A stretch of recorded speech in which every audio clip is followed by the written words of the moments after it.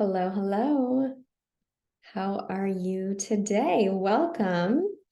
If you are able to join me live this morning, say hello. I love to connect with you. I love to see you.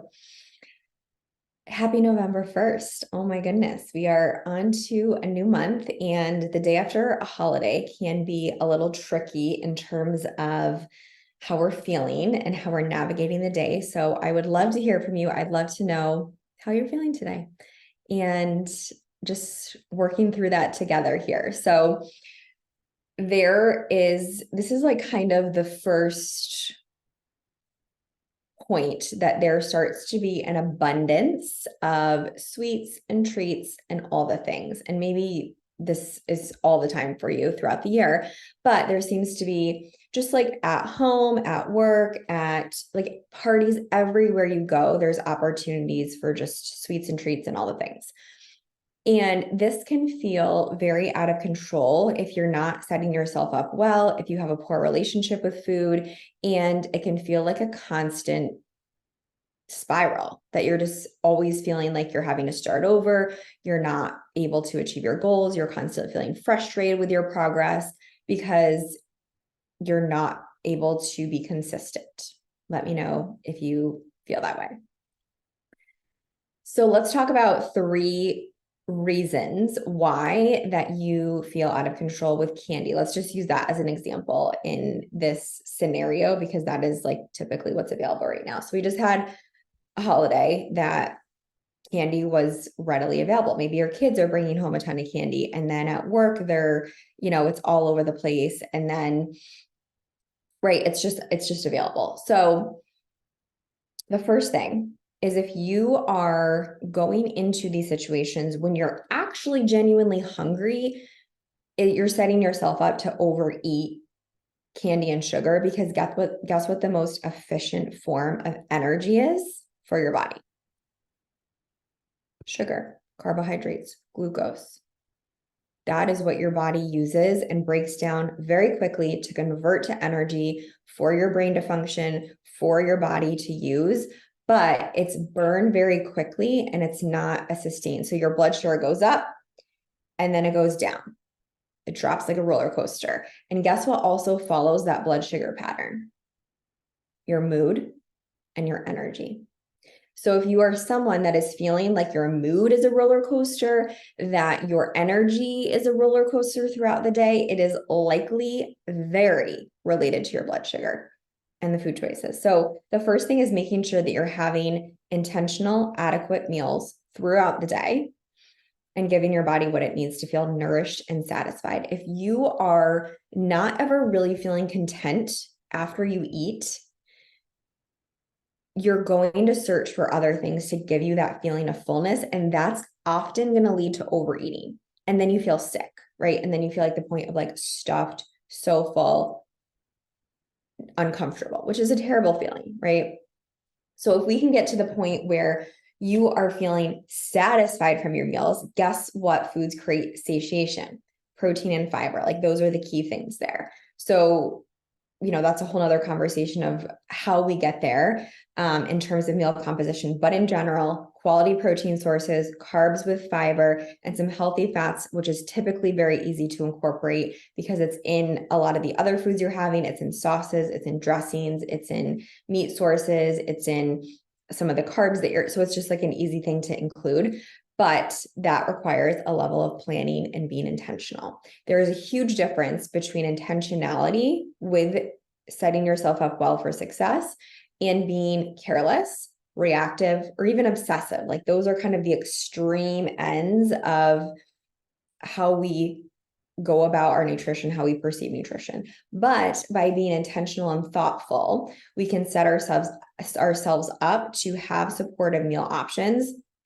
And then if you want to have a piece of candy, it's going to be way easier for you to have one or two pieces of candy after you've had a nourishing meal and you feel content and satisfied. So that's the first part, making sure that you have intentional meals and you're not waiting too long in between meals, going into that point of being ravenous and starving. Again, setting yourself up for the point of going towards those easy, quick options that are not really making you feel content. The second piece is working on your relationship with these foods. If you have a lot of food rules, and maybe you don't even realize it, if you have a lot of rules around the day of the week that you can eat certain foods, the time of the day that you can eat certain foods, and while maybe there is like a healthy way to perceive that, if it's setting you up, if you feel like you're someone that's binging or overeating because of these rules, that's where the problem lies. If you're like, oh, I'm, saving my calories for Friday night, or I have a cheat day during the week, that is the skewed relationship where it's giving power and control over certain foods. And that's why you're overeating them. We have to learn to incorporate these foods into our week in a way that feels supportive and neutral. And it doesn't lead to that excessive feeling of overeating. So I'm just thinking of a client recently that I've been working with for maybe like a year now. And she's really been working on her relationship with food, and it's amazing to see the difference with her. So just like a couple of things I'm thinking of that are coming to mind is just this past week on Monday morning, she went out and had a donut and a coffee at Dunkin' Donuts. And then she had like some protein after, like a yogurt, like something else with it later, because she knew that was not going to keep her satisfied and her blood sugar stable. And then she had like a great lunch, had protein and veggies and like all the things, had a great dinner, and just like moved on and didn't let a donut on Monday morning dictate her future choices.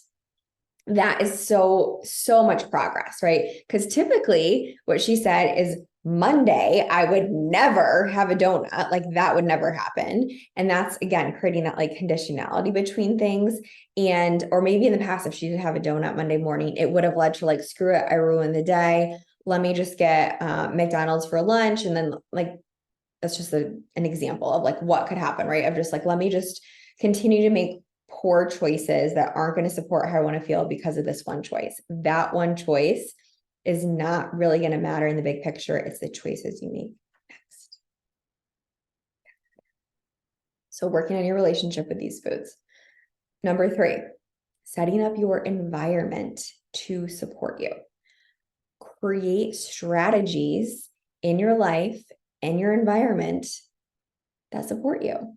And it's not about, I realize sometimes you don't have control over our environment, but just know yourself. Like, where are you at right now in your journey? Right now, maybe it is going to be helpful for you to have these things where you can control out of sight, because guess what? It's like, it's human nature. It's human, just like psychology, that if it's easy and convenient and in front of our eyes, it's going to be what we're grabbing because it's just there and it's available. It's not personal to you. It's not a matter of willpower.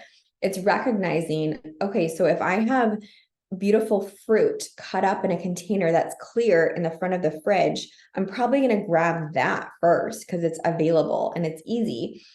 But also, if I have a bowl of candy sitting on the island while I'm making dinner, like literally in front of you, arm's length away, of course, it's going to be so easy to just keep grabbing candy while you're making dinner for your family, because it's just like there and you're probably also hungry.